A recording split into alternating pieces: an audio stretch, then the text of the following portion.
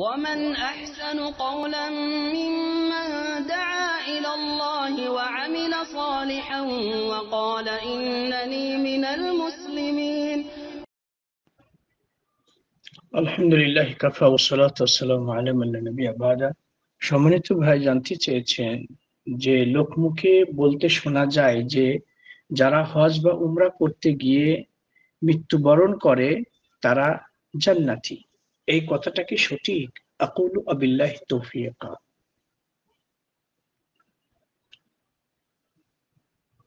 সকলকেই একদিন আগে আর পরে মৃত্যুবরণ করতে হবে, এটি সুনিশ্চিত। এর থেকে কোন প্রাণী সম্পন্ন জীব রেহাই পাবে না। আল্লাহ সুবহানাহু ওয়া তাআলা বলেন, কুল্লু নাফসিন যায়িকাতুল মাউত, প্রত্যেক প্রাণী সম্পন্ন জীবকে অবশ্যই মৃত্যুর স্বাদ আস্বাদন করতে হবে। সুতরাং মৃত্যু এটি সুনিশ্চিত, কিন্তু এই মৃত্যু যদি কোনো নেক আমল করা অবস্থায় হয় তাহলে নিশ্চয়ই এটি হচ্ছে ভালো লক্ষণ। আর এই জন্য প্রত্যেক মুসলিম নরনারীর উচিত আল্লাহ সুবহানাহু ওয়া তাআলার কাছে প্রার্থনা করা, হে আল্লাহ, আপনার আনুগত্যমূলক আমল করা অবস্থায় আপনি আমাকে মৃত্যু দান করুন। এটি নিশ্চয়ই ভালো, হোসনুল খিতাম। কারণ ব্যক্তি শেষ জীবনে যেই আমলটি করে মারা যাবে ওই আমলের উপর ভিত্তি করেই কিন্তু তার অনেক সময় ওই আমলের উপর ভিত্তি করেই কিন্তু সে হয়তোবা কিয়ামতের দিন নাজাত পাবে, অথবা কিয়ামতের দিন সে আযাব ভোগ করবে।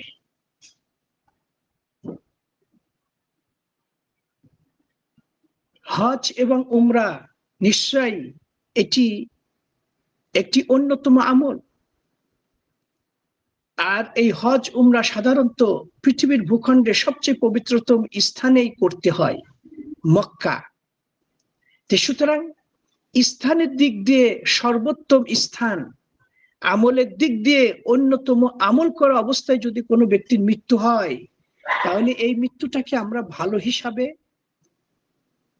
ধরে নিতে পারি। কিন্তু প্রশ্ন হচ্ছে যে এই হজ উমরা করা অবস্থায় ব্যক্তি মৃত্যুবরণ করলে সুনিশ্চিত জান্নাতি ব্যক্তি, সুনিশ্চিত জান্নাতি, তার জন্য জান্নাত সুনিশ্চিত, এইভাবে কিন্তু ধারণা করা ঠিক নয়। আমরা আশা করতে পারি যে আল্লাহ সুবহানাহু ওয়া তাআলা এই সুন্দর মৃত্যুর বিনিময়ে হয়তো আল্লাহ তাকে জান্নাত দান করবে।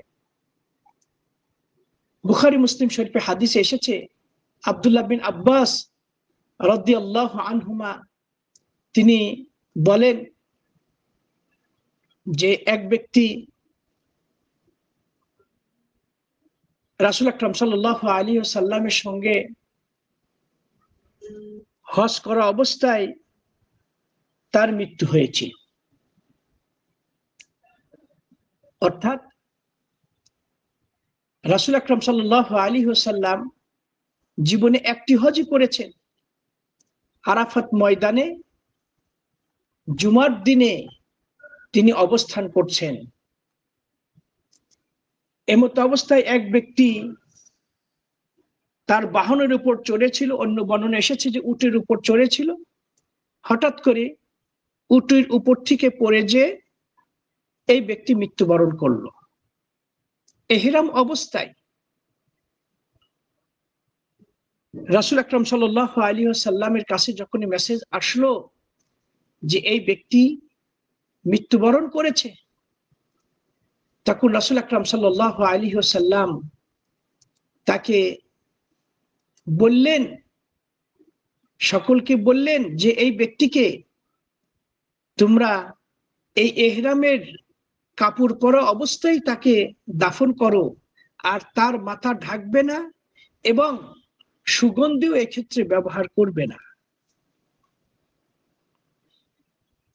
তাহলে সুগন্ধি ব্যবহার করতেও নিষেধ করা হলো, কারণ সেই ব্যক্তি ইহরাম অবস্থায় মৃত্যুবরণ করেছে, রাসূল আকরাম সাল্লাল্লাহু আলাইহি ওয়াসাল্লাম বলেছেন ইন্নাহু ইবআসু মুলাব্বিয়ান,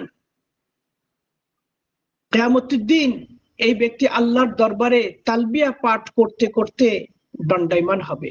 লব্বাইক আল্লাহুম্মা লব্বাইক, লব্বাইক লা শারীকা লাক লব্বাইক, ইন্নাল হামদা ওয়ান নি'মাতা লাকা ওয়াল মুলক লা শারীকা লাক। কিন্তু রাসূল সাল্লাল্লাহু আলাইহি ওয়াসাল্লাম বললেন না যে এই ব্যক্তি হচ্ছে জান্নাতি। এমনটি কিন্তু এই ব্যক্তি সম্পর্কে রাসূল সাল্লাল্লাহু আলাইহি ওয়াসাল্লাম বলেন নাই। নিশ্চয়ই এটি হচ্ছে হুসনুল খিতাম, ভালো আমল অবস্থায় তার মৃত্যু হয়েছে, এটা নিশ্চয় আমরা ধরে নেব। সুতরাং সুনিশ্চিত জান্নাত এটি আমরা বলতে পারবো না। তাই আমরা সকলেই চেষ্টা করব যে বেশি পরিমাণে আল্লাহ সুবহানাহু ওয়া তাআলার নিকটে আমরা প্রার্থনা করব, হে আল্লাহ, আমার মৃত্যুটা যেন মক্কা মদিনাতে হয়, আমার মৃত্যুটার জন্য কোরআন তেলাওয়াত করা অবস্থায়, সালাত পড়া অবস্থায়, হজ উমরা পালন করা অবস্থায়, এইভাবে যে কোনো নেক আমল করা অবস্থায় যেন আমার মৃত্যু হয়, এটি ভালো। রাসূল আকরাম সাল্লাল্লাহু আলাইহি ওয়াসাল্লাম বলেছেন মান ইসতাতাআ আন ইয়ামুতা বিল মাদিনা ফালইয়ামুত বিহা ফাইন্নী আশফাউ লিমান ইয়ামুতু বিহা। তিরমিজিতে সহ অন্যান্য হাদিস গ্রন্থে হাদিসটি বর্ণিত হয়েছে। শেখ নাসিরউদ্দিন আলবানী হাদিসটিকে সিলসিলা সহিহার ৬ষ্ঠ খণ্ডে হাদিসটাকে তিনি সহিহ আখ্যা দিয়েছেন। অর্থাৎ রাসূল বলেছেন কোন ব্যক্তির যদি মদিনাতে মৃত্যু হয় তাহলে আমি ওই ব্যক্তির জন্য কিয়ামতের দিন সুপারিশ করব। তো এই জন্যই আমরা এটা তামান্না করব, আকাঙ্ক্ষা করব, হে আল্লাহ, আমার মৃত্যুটা যেন মদিনাতে হয়। ওমর ইবনুল খাত্তাব রাদিয়াল্লাহু তাআলা আনহু তিনি এই বলে ওমর রাদিয়াল্লাহু তাআলা আনহু তিনি দোয়া করতেন, আল্লাহুম্মা রযুকনি শাহাদাতান ফি সাবিলিক ওয়াজআল মাউতি ফি বালাদি রাসূলিক সাল্লাল্লাহু আলাইহি ওয়াসাল্লাম। হে আল্লাহ, আমাকে আপনি আপনার রাস্তায় শহীদি মৃত্যু দান করুন, আমি যেন আপনার রাস্তায় শাহাদাত বরণ করি, এটি আপনি আমাকে তৌফিক দান করুন। এবং আপনার হাবিব সাল্লাল্লাহু আলাইহি সাল্লামের শহরে মদিনাতে আপনি আমাকে মৃত্যু দান করুন। তাই তো ওমর রাদিয়াল্লাহু তাআলা দোয়া আল্লাহ কবুল করেছিলেন। তিনি শাহাদাত বরণ করলেন সালাত পড়া অবস্থায়। অগ্নি পূজক আবু লুলু আল মাজুসি সে তাকে হত্যা করলো এবং তিনি আরো আকাঙ্ক্ষা করেছিলেন যে রাসূলের পাশেই তার জন্য কবর হয়। আয়েশা সিদ্দিকা রাদিয়াল্লাহু তাআলা থেকে অনুমতি ছিলেন এবং সেটিও আল্লাহ সুবহানাহু ওয়া তাআলা তার আশা পূরণ করলেন। সুতরাং এটি বলা চাই ভালো। রাসূল সাল্লাল্লাহু আলাইহি ওয়াসাল্লাম তিনি বলেছেন, ইযা আরাদাল্লাহু বিআবদিহি খায়রান ইসতা'মালাহু ক্বালু কাইফা ইসতা'মিলু ক্বাল ইউওয়াফিকুহু লিআমালিন সালিহ ক্বাবলা মাউতিহি। আল্লাহ সুবহানাহু ওয়া তাআলা যখন তার কোনো বান্দার কল্যাণ চায় তখন তাকে তার মৃত্যুর পূর্বে নেক আমল করার তৌফিক দান করে। সুতরাং এটি আপনার হুসনুল খিতাম হিসাবে ধরে নেব, কিন্তু সুনিশ্চিত ব্যক্তি জান্নাতি এইভাবে বলাটা ঠিক নয়। আল্লাহু ওয়ালিউত তৌফিক।